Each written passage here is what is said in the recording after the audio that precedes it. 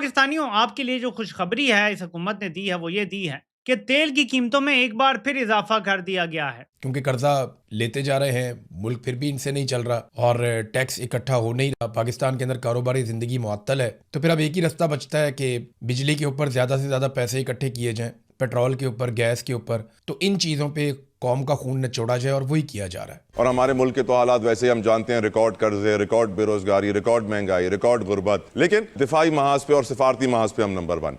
हम दिवालिया हो चुके हैं और ये सारा जो इस वक्त चल रहा है कर्ज़ों पे चल रहा है। जब आप कर्ज़ा लेंगे सिर्फ लोगों की दावत करने पे और बहुत अच्छा खाना वाना खिलाएंगे और वो चले जाएंगे, तो फिर वो कर्ज़ा वापस करने के लिए आपको घर के असासे बेचने पड़ेंगे, जो हम कर रहे हैं। हम अब असासे बेच रहे हैं ना कर्ज़ा वापस करने के लिए। तो ये जो अफसोसनाक कहानी है वो कुछ 40 साल पहले शुरू हुई है और अब तक चल रही है।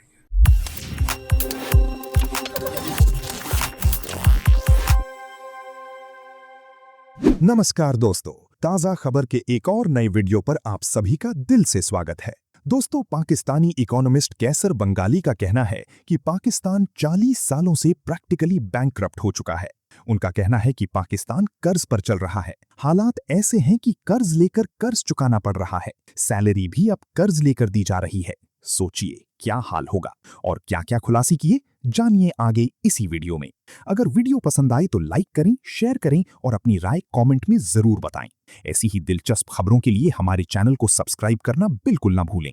फिर मिलेंगे अगले वीडियो में। तब तक के लिए धन्यवाद। जय हिंद, जय भारत। एक आम आदमी की नज़र में तो आईएमएफ वो बनिया है जो कि जिसके पास आप उधार लेने जाते हैं और उसको अपनी रकम वापस चाहिए। वो रकम आप किस मद में उसको वापस करेंगे, उससे उसका सरोकार तो है उसको, लेकिन वो रकम आप हासिल कहाँ से करेंगे? पाकिस्तान में ये आईएमएफ का सरोकार नहीं है। आप ये अशराफिया से लेंगे या एक आम आदमी की गर्दन को मजीद मोड़ कर लेंगे? इसको आप कैसे देखते हैं? आप बिल्कुल सही कह रहे हैं। पहली बात तो ये है कि आईएमएफ आके हमें ज़बरदस्ती लोन नहीं देता।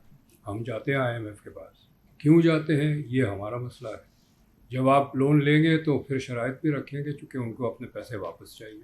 जैसे आपने कहा, वो शराइत वही बात कि हम अशराफिया की जेब से पैसे निकालते हैं या आवाम की जेब से निकालते हैं। पाकिस्तान की मईशत जो है वो, पाकिस्तान की रियासत जो है वो अब खालिसतन अशराफिया की रियासत है। अशराफिया की सियासत है और अशराफिया की खिदमत के लिए वो गोशा है। अवाम के जो मसाइल हैं वो तो तकरीरों के लिए रखे गए हैं, उनमें कोई हल नहीं है।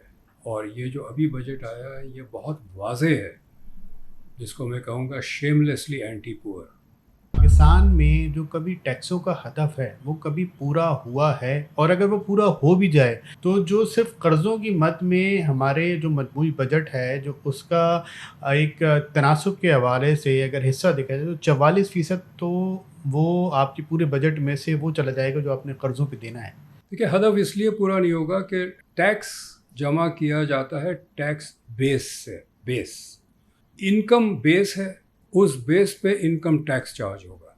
ठीक है, अशिया की प्रोडक्शन बेस है, उस पे जीएसटी चार्ज होगा। जब इनकम नहीं होगा तो इनकम टैक्स नहीं आ सकता, जब प्रोडक्शन नहीं होगी तो जीएसटी नहीं हो सकती है।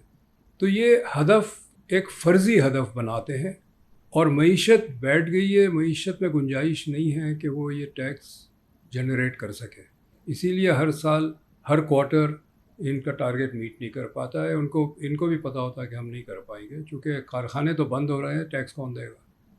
पाकिस्तान की मौजूदा मईशत को सर आप कहाँ देखते हैं? तो पिछले 10 साल से बैंकक्रप्ट हो चुके हैं, दिवालिया हो चुका है।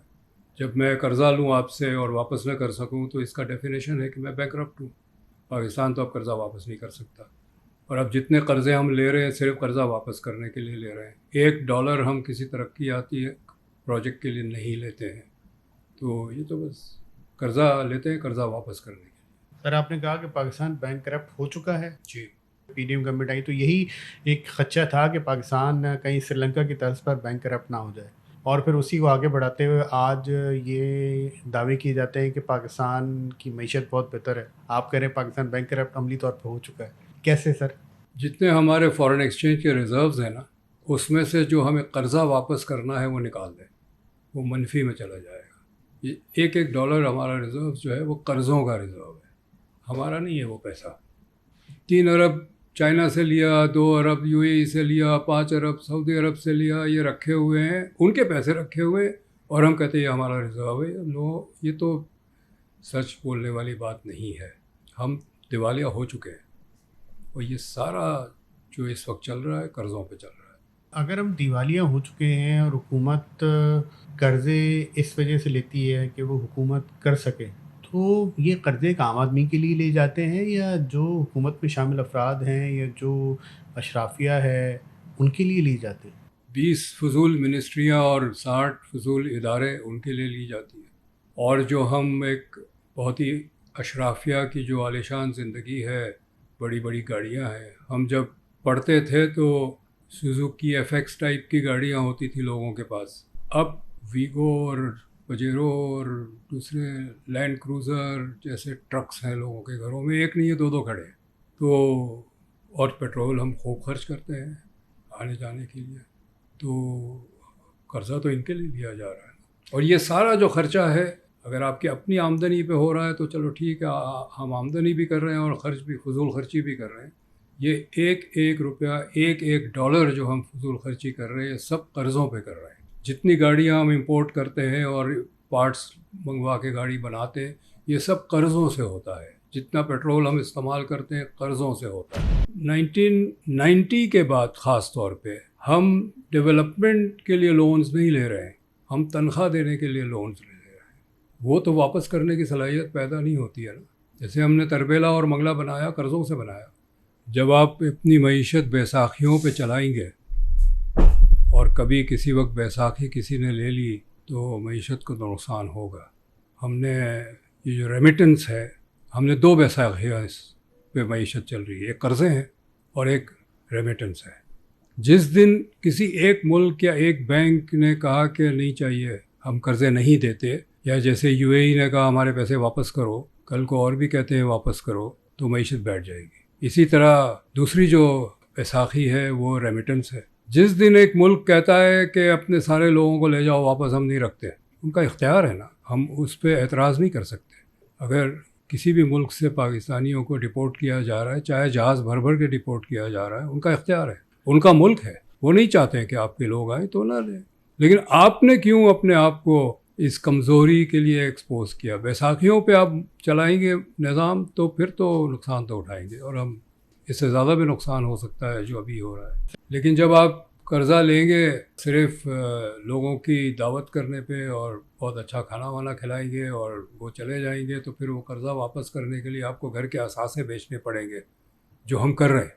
हम अब असासे बेच रहे हैं ना कर्ज़ा वापस करने के लिए। तो ये जो अफसोसनाक कहानी है वो कुछ 40 साल पहले शुरू हुई है और अब तक चल रही है। पाकिस्तानियों, आपके लिए जो खुशखबरी है इस हुकूमत ने दी है वो ये दी है कि तेल की कीमतों में एक बार फिर इजाफा कर दिया गया है। जी हाँ, जंग जब खत्म हुई, एमओयू साइन हुआ, तो कीमत में 1 रुपया कमी कर दी गई और आज दोबारा से 13 रुपए कीमत बढ़ा दी गई है। डीजल की भी और पेट्रोल की भी 13 रुपए से ज्यादा कीमत बढ़ा दी गई है। जी हाँ, तो आपको मुबारक हो, आपको तो छितर और लितर ही पड़ने हैं, क्योंकि हम वो कौम है जिसने कबूल कर लिया है कि हमारा इलेक्शन चोरी होता है तो हो जाए।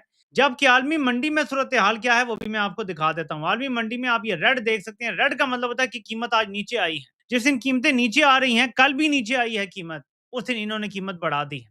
और फिर ये तो छोड़ें, जब कीमत नीचे आती है तो कम करने का कहते हैं कि महीने बाद करेंगे। जब ऊपर जाती है तो जिस दिन थोड़ी सी ऊपर जाए ना, कीमत ऊपर बढ़ा देते हैं। और अब तो कीमतें नीचे आ रही हैं लेकिन ये ऊपर बढ़ा रहे हैं। क्यों? मैं अब आपको इसकी वजह बताता हूँ। देखें, आइसोलेशन में कुछ नहीं होता, हमें कुछ देखना पड़ेगा। ये वो फिगर्स हैं, आप इसको गौर से देखें, बल्कि मैं इसको बड़ा कर देता हूँ। दहशतगर्दी में पाकिस्तान दूसरे नंबर पे है और अफगानिस्तान 9वें नंबर पे चला गया है। किसी जमाने में दहशतगर्दी से सबसे ज्यादा मुतासिर मुल्क हुआ करता था अफगानिस्तान। जब से तालिबान की हुकूमत आई है, अफगानिस्तान मुसलसल अमन की तरफ जा रहा है और अब टॉप 10 से भी बाहर निकलने वाला है दहशतगर्दी से मुतासरा ममालिक में, जबकि पाकिस्तान अब भी टॉप 2 में है। तो हमने को ठेका लिया हुआ है। तो एक तरफ दहशतगर्दी इतनी बढ़ गई है, एक तरफ हमारी मईशत तबाह, अदम इस्तेहकाम। तो उससे क्या होता है, अब आपने जरा समझना है कि इन्हें क्यों कीमतें बढ़ानी पड़ रही हैं। कि जब आप अपनी मईशत को रोक देते हैं, जब मैन्युफैक्चरिंग रुक जाती है, जब ज़राअत बंद हो जाती है, जब लोग पैसा कमाना छोड़ देते हैं, कंजम्पशन खत्म हो जाती है, तो फिर आपको टैक्स लगाने के लिए कोई और जगह मिलती नहीं है। अभी इन्होंने ऐसे बेईमाना टैक्स लगाए हुए हैं कि हम तसव्वुर नहीं कर सकते। ज़ाहिर है कि ये जो टैक्स हैं, ये अगर मईशत चल ना रही हो तो इकट्ठे करना नामुमकिन है।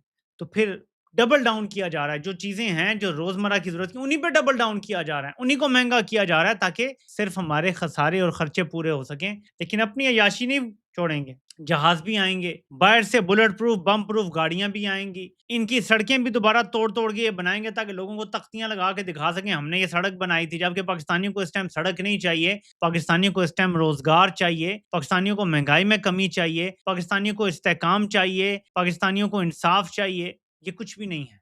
तो मेरे पाकिस्तानियों, ये मैं आपको इसलिए बता रहा हूँ कि क्योंकि मेशत नहीं चल रही, क्योंकि इनकी टैक्स कलेक्शन का जो टारगेट है वो पूरा नहीं हो सकता, क्योंकि जब मेशत चलती नहीं है तो टैक्स कैसे आएगा? एक बंदा कारोबार करेगा, पैसा कमाएगा तो टैक्स देगा। एक कंपनी कारोबार करेगी, पैसा कमाएगी तो टैक्स देगी। बेरोजगार बंदा कैसे टैक्स देगा? जिस बंदे का कारोबार ठप हो गया है वो कैसे टैक्स देगा? तो फिर ऐसे तरीके से आपसे टोल टैक्स के जरिए, पेट्रोलियम लेवी के जरिए, जो भी और बढ़ाई गई है, 9 रुपए या 10 रुपए पेट्रोलियम लेवी बढ़ाई है, ये लेवीज के जरिए, टोल टैक्स के जरिए अपने खसारे पूरे कर रहे हैं। पैसा किसकी जेब से? आपकी जेब से। इनकी नाअहली की कीमत हम अदा कर रहे हैं, आप अदा कर रहे हैं। खत्म। Bye bye, tata, goodbye, गया।